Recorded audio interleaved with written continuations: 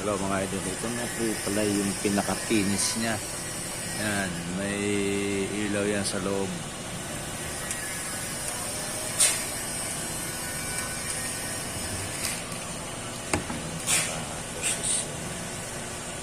Ano ang posisyon niya. Sa mga ceiling po yan nakakabit.